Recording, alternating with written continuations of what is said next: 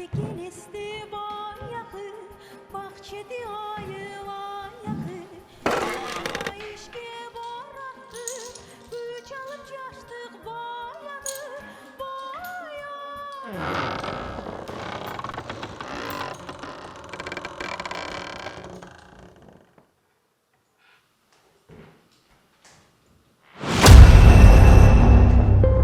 Негизи Айдайдын кичинекей кезинде токтоп жатып кеткен адаты бар болчу.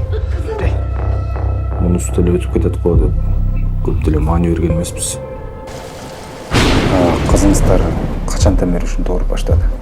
Башынан эле айтып берсеңиз. Апа, бул үйдө негизи ким жашачу эле?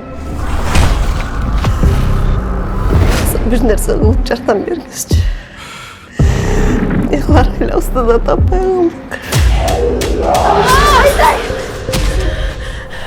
Кана жигиттер, жүргүлө баштайлы.